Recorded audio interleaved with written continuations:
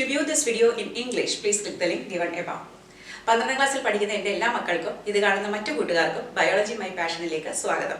നമ്മൾ human reproduction എന്ന chapter പഠിച്ചുകൊണ്ടിരിക്കുകയാണ്. ഇന്ന് നമുക്ക് ഇതിൻ്റെ അവസാന ഭാഗമായ പാർച്ചുറേഷനും ലാക്ടേഷനും എന്താണെന്ന് നോക്കാം. ആദ്യമായി എന്താണ് parturition? Expulsion of baby on the completion of the fetal development within the uterus is called parturition. ഒന്നുമല്ല, കുഞ്ഞിനെ അമ്മ പ്രസവിക്കുന്ന ആ ഒരു പ്രോസസ്സാണ് പാർച്ചുറേഷൻ. പ്രസവം എന്ന പ്രോസസ്സാണ് പാർച്ചുറേഷൻ. അപ്പോൾ എപ്പോഴാണ് പ്രസവം നടക്കുന്നത്? സാധാരണയായി നോർമലായിട്ടാണെങ്കിൽ കുട്ടി ഡെവലപ്മെൻറ്റ് കംപ്ലീറ്റ് ചെയ്യുന്ന സമയത്ത്, അല്ലെങ്കിൽ അമ്മയുടെ വയറ്റിലുള്ള ജസ്റ്റേഷൻ പീരീഡ്, അമ്മയുടെ വയറെന്ന് ഞാൻ പറയുമ്പോൾ യൂട്രസ് ആണ് കേട്ടോ, ഇത്തരത്തിലുള്ള ജസ്റ്റേഷൻ പീരീഡ് കംപ്ലീറ്റ് ചെയ്യുമ്പോഴാണ് ആ കുട്ടി പുറത്തു വരുന്നത്. എപ്പോഴാണ് എത്രയാണ് ജസ്റ്റേഷൻ പീരീഡ്? 280 ഡേയ്സ് ആണ് ജസ്റ്റേഷൻ പീരീഡ്. അതായത് 9 മാസവും ±10 ദിവസവും, അങ്ങോട്ടോ ഇങ്ങോട്ടോ ആകാം. അങ്ങനെയാണ് നമ്മൾ ജസ്റ്റേഷൻ പീരീഡ് അല്ലെങ്കിൽ പ്രസവകാലം കണക്കാക്കുന്നത്. പക്ഷേ അതിൻ്റെ ആദ്യ ദിവസം എന്ന് പറയുന്നത് അമ്മയുടെ അവസാനത്തെ മെൻസ്ട്രുവൽ സൈക്കിളിൻ്റെ ആദ്യത്തെ ദിവസമാണ്. കാരണം ആ മെൻസ്ട്രുവൽ സൈക്കിൾ കഴിഞ്ഞിട്ടുള്ള വരുന്ന ഫെർട്ടൈൽ പീരീഡ്, ഓവുലേഷൻ ടൈമിലായിരിക്കുമല്ലോ ഈ ഫെർട്ടിലൈസേഷൻ നടന്നത്. അപ്പോൾ ഏതാണ്ട് 2 വീക്സ് കഴിയുമ്പോഴാണ് ആ കുഞ്ഞ് കൺസീവ് ആകുന്നതെങ്കിലും നമ്മൾ ആദ്യത്തെ ദിവസം തൊട്ടാണ് ഈ ജസ്റ്റേഷൻ പീരീഡ് കണക്കാക്കുന്നത്. ഇനി ആ സമയത്ത് എന്തൊക്കെയാണ് സംഭവിക്കുന്നത്? പാർച്ചുറേഷൻ എന്ന് പറയുന്നത് ഒരു ന്യൂറോ എൻഡോക്രൈൻ മെക്കാനിസമാണ്. എന്താണ് ഈ ന്യൂറോ എൻഡോക്രൈൻ മെക്കാനിസം? ന്യൂറോ എന്ന് വെച്ചാൽ എന്താണ്? നമ്മുടെ നെർവസ് സിസ്റ്റം അല്ലേ. എൻഡോക്രൈൻ എന്ന് വെച്ചാൽ എന്താണ്? നമ്മുടെ ഹോർമോൺസ്. അപ്പോൾ നെർവസ് സിസ്റ്റത്തിൻ്റെ സിഗ്നൽസും ഹോർമോൺസും ഒന്നിച്ച് ചേർന്നിട്ടാണ് ഈ ഒരു പ്രസവം നടക്കുന്നത്. ഇനി അതിലെന്തൊക്കെയാണ് സംഭവിക്കുന്നത്? ആദ്യമായിട്ട് ഫുള്ളി ഡെവലപ്ഡ് ഫീറ്റസ്, അതായത് അമ്മയുടെ വയറ്റിൽ വളരുന്ന ആ കുഞ്ഞ്, പൂർണ്ണ വളർച്ചയെത്തിയ കുഞ്ഞും പ്ലസൻ്റെയും രണ്ടും ചേർന്നിട്ട് കുറച്ച് സിഗ്നൽസ് പ്രൊഡ്യൂസ് ചെയ്യും. കാരണം ഞങ്ങൾക്ക് കഴിഞ്ഞു, എനിക്കിനി പോകാൻ സമയമായി, അമ്മ എന്നെ പുറത്തോട്ട് കൊണ്ടുപോകാം. ഓക്കെ, ആ ഒരു സിഗ്നൽ ലഭിക്കുമ്പോൾ അമ്മയുടെ യൂട്രസിൻ്റെ വോള് ചെറുതായിട്ട് കോൺട്രാക്ട് ചെയ്യാൻ തുടങ്ങും. അപ്പോൾ നമ്മൾ നേരത്തെ പഠിച്ചു കഴിഞ്ഞു, യൂട്രസിന് 3 വോൾ ലെയേഴ്സ് ഉണ്ട്. ഏറ്റവും പുറത്തുള്ളതിന് എന്ത് പറയും? നമ്മുടെ പെരിമെട്രിയം അല്ലേ. ഏറ്റവും അകത്തുള്ളതാണ് എൻഡോമെട്രിയം, നടുക്കുള്ളതാണ് മയോമെട്രിയം. അപ്പോൾ എൻഡോമെട്രിയത്തിൽ വരുന്ന ചേഞ്ചസ്, മെൻസ്ട്രുവൽ സൈക്കിൾ എന്തൊക്കെ നടക്കുന്നു, പിന്നെ ഇംപ്ലാന്റേഷൻ്റെ സമയത്ത് എന്തൊക്കെ നടക്കുന്നു എന്നെല്ലാം നമ്മൾ പഠിച്ചു കഴിഞ്ഞു. ഇനിയുള്ള റോൾ ആരുടെയാണ്? മയോമെട്രിയം, അതായത് മിഡിൽ ലെയർ മസിൽസ് കൊണ്ട് ഉണ്ടാക്കിയിരിക്കുന്ന മയോമെട്രിയമാണ്. ഈ മയോമെട്രിയം ചെറുതായിട്ടൊന്ന് കോൺട്രാക്ട് ചെയ്യാൻ തുടങ്ങും. ഈ കോൺട്രാക്ഷൻ എവിടേക്ക് പോകും? സിഗ്നൽസിനെ നമ്മുടെ അമ്മയുടെ പിറ്റ്യൂട്ടറിയിലേക്ക് അയക്കും. ആ പിറ്റ്യൂട്ടറി ഈ സിഗ്നൽസ് ലഭിച്ച ഉടനെ മനസ്സിലാക്കും, ഓ കുഞ്ഞിന് പുറത്തു പോകാൻ സമയമായി. അപ്പോൾ ആ പിറ്റ്യൂട്ടറി സെക്രീറ്റ് ചെയ്യുന്ന ഒരു ഹോർമോണാണ് നമ്മുടെ ഓക്സിറ്റോസിൻ. ഓക്സിറ്റോസിൻ എന്ന് പറയുന്നതിനെ നമ്മൾ ബർത്ത് ഹോർമോൺ എന്നാണ് പറയുന്നത്. കാരണം ഇത് പ്രധാനമായിട്ടും പ്രസവത്തിൻ്റെ സമയത്താണ് ഇത് സെക്രീറ്റ് ചെയ്യുന്നത്.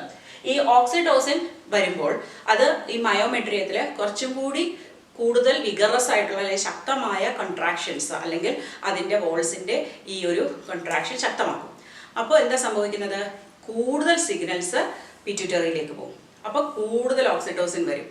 അപ്പോൾ കൂടുതൽ ശക്തമായ കോൺട്രാക്ഷൻസ്, വീണ്ടും കൂടുതൽ സിഗ്നൽസ്, കൂടുതൽ ഓക്സിറ്റോസിൻ, വീണ്ടും ശക്തമാവും, വീണ്ടും കൂടുതൽ സിഗ്നൽസ്, കൂടുതൽ ഓക്സിറ്റോസിൻ. ഇങ്ങനെ നടന്ന് ഈ ഒരു ശക്തമായ കോൺട്രാക്ഷൻസിൻ്റെ അവസാനം കുഞ്ഞിനെ ബർത്ത് കനാലിൽ കൂടി പുറത്തേക്ക് തള്ളുകയാണ്, അല്ലെങ്കിൽ പുഷ് ചെയ്യുകയാണ് ചെയ്യുന്നത്. ബർത്ത് കനാൽ എന്ന് പറയുന്നത് സെർവിക്സും വജൈനയും കൂടെ ചേർന്നിട്ടുള്ള ഒരു കനാലിനെയാണ് പറയുന്നത്. ഇനി ഇതിന് 3 സ്റ്റേജസ് ഉണ്ടെന്ന് നമുക്ക് പറയാം.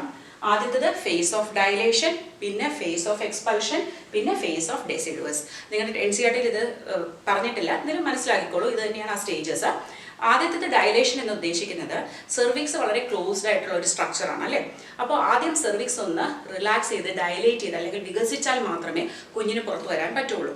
അപ്പോൾ അതിന് വേണ്ടിയിട്ടുള്ള ഒരു ഹോർമോണാണ് റിലാക്സിൻ എന്ന് പറയുന്നത്. ഈ റിലാക്സിൻ നമുക്ക് ഓവറിയാണ് റിലാക്സിൻ സെക്രീറ്റ് ചെയ്യുന്നത്. ഓവറി മാത്രമല്ല, പ്ലസൻറ്റയും റിലാക്സിൻ സെക്രീറ്റ് ചെയ്യുന്നുണ്ട്. അപ്പോൾ നമ്മുടെ NCERT പറഞ്ഞിരിക്കുന്നത് ovary secretes relaxin at the end of the pregnancy, at the end of gestation period എന്നാണ്. പക്ഷേ പ്ലസൻറ്റയും റിലാക്സിൻ സെക്രീറ്റ് ചെയ്യുന്നുണ്ട്. അപ്പോൾ പക്ഷേ ഇത് സെക്രീറ്റ് ചെയ്യപ്പെടുന്നത് എപ്പോഴാണ്? പ്രസവത്തിൻ്റെ സമയത്താണ്. അപ്പോൾ ഈ റിലാക്സിൻ വന്നിട്ട് ആദ്യം നമ്മുടെ സെർവിക്സിനെ അല്പം ഒന്ന് വികസിപ്പിക്കും. അതോടുകൂടി കുഞ്ഞിന് വരാനുള്ള ഒരു സാധ്യത കൂടുതലാണ്. അത് കഴിയുമ്പോഴാണ് എക്സ്പൾഷൻ സ്റ്റേജ്. കുഞ്ഞ് പുറത്തേക്ക് വരുന്നു. ആദ്യം ആ അമ്നിയോട്ടിക് ഫ്ലൂയിഡ് ബ്രേക്ക് ആയിട്ട് ആ ഫ്ലൂയിഡ് വരും, ഒപ്പം കുട്ടിയും പുറത്തു വരുന്നു. കുട്ടി വന്ന ശേഷം തന്നെ ആരും കൂടി വരും? പ്ലസൻറ്റ. കാരണം ഈ പ്ലസൻറ്റയ്ക്ക് ഇനി അവിടെ റോളൊന്നുമില്ല അല്ലേ. പ്ലസൻറ്റയെ നമ്മൾ പറയുന്ന മറ്റൊരു പേരാണ് ഡെസിഡുവസ്. നിങ്ങൾ സോഷ്യൽ സയൻസിലോ ജോഗ്രഫിയിലൊക്കെ പഠിച്ചിട്ടുണ്ട് ഡെസിഡുവസ് ഫോറസ്റ്റ് അല്ലേ. ഇല കൊഴിയുന്ന മരങ്ങളുള്ളതാണ് ഡെസിഡുവസ് എന്ന് പറയുന്നത്. അതുപോലെ ഇവിടെ കൊഴിക്കുകയാണ്, അതായത് ആവശ്യം കഴിഞ്ഞു, ഇനി ആ പ്ലസൻറ്റ നമ്മുടെ അമ്മയുടെ യൂട്രസിൽ ആവശ്യമില്ല, അപ്പോൾ അതും കൂടി അങ്ങ് പുറത്ത് കളയുകയാണ്. അപ്പോൾ അത് കുട്ടിക്ക് വേണ്ടി ഉണ്ടാക്കിയ ഒരു സ്ട്രക്ചറാണ്, അതും കൂടി പുറത്തു വരും. അതിനെ പറയുന്ന പേരാണ് ആഫ്റ്റർ ബർത്ത്. അത് വന്നു കഴിഞ്ഞാൽ ഉടനെ അംബലിക്കൽ കോഡ് കട്ട് ചെയ്യും, അങ്ങനെ അമ്മയും കുഞ്ഞും തമ്മിൽ സെപ്പറേറ്റ് ആവുകയാണ് ചെയ്യുന്നത്. അപ്പോൾ ഈ എല്ലാ പ്രോസസ്സിനെയും കൂടെ പറയുന്ന പേരാണ് പാർച്ചുറേഷൻ. അപ്പോൾ ഇനി നമുക്ക് മനസ്സിലാക്കാനുള്ളത്, പാർച്ചുറേഷൻ്റെ സമയത്ത് ഈ ലേബർ പെയിൻ വന്നില്ലെങ്കിൽ, കാരണം കുട്ടി ആ പൂർണ്ണ വളർച്ചയെത്തി, പക്ഷേ ലേബർ പെയിൻ തുടങ്ങിയില്ല. നമ്മുടെ പ്രസവ വേദനയ്ക്കാണ് ലേബർ പെയിൻ എന്ന് പറയുന്നത്. അത് ഈ മയോമെട്രിയത്തിൻ്റെ കോൺട്രാക്ഷൻ കൊണ്ടാണ് ഉണ്ടാകുന്നത്. ഇല്ലെങ്കിൽ ഡോക്ടേഴ്സ് എന്ത് ചെയ്യും? ഒരു ഹോർമോൺ ഇൻഡ്യൂസ് ചെയ്യില്ല, ട്രിപ്പ് കൊടുക്കും. അത് ഏത് ഹോർമോണാണ് കൊടുക്കുന്നതെന്നാണ്. അതൊരു ഓക്സിറ്റോസിൻ തന്നെയാണ്. ഓക്സിറ്റോസിൻ്റെ ഒരു ഡെറിവേറ്റീവ് അല്ലെങ്കിൽ അതിൻ്റെ അതേ സിമിലാരിറ്റി ഉള്ള പിറ്റോസിൻ എന്നൊരു ഹോർമോണാണ് ഇൻജെക്റ്റ് ചെയ്യുന്നത്. ഇനി നമുക്ക് ലാക്ടേഷൻ എന്താണെന്ന് നോക്കാം. ലാക്ടേഷൻ എന്ന് പറഞ്ഞാൽ production of milk from the mammary glands after the birth of the child. അതായത് കുഞ്ഞിൻ്റെ ജനനത്തിന് ശേഷം അമ്മ പാല് പ്രൊഡ്യൂസ് ചെയ്യുന്നതിനെയാണ് നമ്മൾ ലാക്ടേഷൻ എന്ന് പറയുന്നത്. മുലയൂട്ടൽ എന്ന് പറയുന്നത് വളരെ ഇമ്പോർട്ടൻ്റ് ആയിട്ടുള്ള ഒരു കാര്യമാണ്. കുഞ്ഞിൻ്റെ വളർച്ചയ്ക്കും ആരോഗ്യത്തിനും എല്ലാം അത് അത്യന്താപേക്ഷിതമാണ്. ശരിക്കും ലാക്ടേഷൻ ഉണ്ടാകുന്നത് വീണ്ടും ഹോർമോൺസിൻ്റെ ഇഫക്റ്റ് കൊണ്ടാണ്. നമുക്ക് ശരീരത്തിലെ 2 ഹോർമോണാണ് ഇതിനായി സഹായിക്കുന്നത്. ആദ്യത്തേത് പ്രൊലാക്റ്റിൻ എന്നൊരു ഹോർമോണാണ്. ഈ പ്രൊലാക്റ്റിനാണ് കുഞ്ഞ് ജനിച്ച് 24 മണിക്കൂറിനകം തന്നെ അമ്മയുടെ സ്ഥലങ്ങളിൽ നിന്ന് അല്ലെങ്കിൽ മാമറി ഗ്ലാൻഡ്സിൽ ഈ മിൽക്ക് സെക്രീറ്റ് ചെയ്യാൻ സഹായിക്കുന്നത്. ഇനി ആ പാല് പുറത്തു വരണമെങ്കിൽ ആര് വേണം? ഓക്സിറ്റോസിൻ വേണം. അപ്പോൾ പ്രൊലാക്റ്റിൻ സെക്രീഷനും അതിൻ്റെ ലെറ്റിംഗ് ഡൗൺ അല്ലെങ്കിൽ പുറത്തു വരുന്നതിന് സഹായിക്കുന്നത് ഓക്സിറ്റോസിനുമാണെന്ന് ഓർത്തു വയ്ക്കുക. ഇനി ഇതൊരു സക്ലിംഗ് സ്റ്റിമുലേഷൻ അമ്മയ്ക്ക് കൊടുക്കുന്നുണ്ട്. കുഞ്ഞ് ഈ പാല് വലിച്ചു കുടിക്കുമ്പോൾ ആ ഒരു സ്റ്റിമുലേഷനെ പറയുന്ന പേരാണ് സക്ലിംഗ് സ്റ്റിമുലേഷൻ. അത് ഓക്സിറ്റോസിൻ്റെ സെക്രീഷന് കാരണമാകുന്നു. ഇനി എന്തൊക്കെയാണ് ഈ മിൽക്കിലുള്ളത്? മിൽക്കിൽ റിച്ച് പ്രോട്ടീൻസ് ഉണ്ട്, ഹൈ ഇൻ ഫാറ്റാണ്, അറ്റ് ദ സെയിം ടൈം ഷുഗറുണ്ട്, വിറ്റമിൻസ്, മിനറൽസ്, സോൾട്ടും വാട്ടറും ഉണ്ട്. പ്രസവം കഴിഞ്ഞ ഉടനെ അമ്മയുടെ മുലകളിൽ നിന്ന് വരുന്ന പാലിൽ ഈ ഒരു ക്വാളിറ്റി അല്ലെങ്കിൽ കൺസിസ്റ്റൻസി ഉണ്ടാവില്ല. അത് വളരെ തിന്നായിട്ട് യെല്ലോ കളർ ഒരു ഫ്ലൂയിഡാണ്. അപ്പോൾ അതിനെ നമുക്ക് പാലെന്ന് വിളിക്കാൻ പറ്റില്ല. അതിനെ പറയുന്ന പേരാണ് ഫോർ മിൽക്ക് അഥവാ കൊളോസ്ട്രം. പക്ഷേ അത് വളരെ ഇമ്പോർട്ടൻ്റ് ആയിട്ടുള്ള ഒരു ഫ്ലൂയിഡാണ്. കാരണം അതിൽ പ്രോട്ടീൻ്റെ അളവ് വളരെ ഹൈ ആണ്, അതേസമയം ഫാറ്റിൻ്റെ അളവ് കുറവാണ്. ഒപ്പം തന്നെ അമ്മയുടെ ശരീരത്തിൽ നിന്നും ധാരാളം ആൻറ്റിബോഡീസ് കുഞ്ഞിലേക്ക് പകർന്നു നൽകുന്നത് ഈ കൊളോസ്ട്രത്തിലൂടെയാണ്. എന്തെന്നാൽ കുഞ്ഞിന് ആദ്യ ദിനങ്ങളിൽ ഇൻഫെക്ഷനെ ചെറുത്തു നിൽക്കാനുള്ള കഴിവ് ഈ ആൻറ്റിബോഡീസ് നൽകുന്നുണ്ട്. അതുകൊണ്ട് തന്നെ ആദ്യത്തെ ആ കൊളോസ്ട്രം കുഞ്ഞിന് വളരെ വളരെ വിലപ്പെട്ടതാണ്.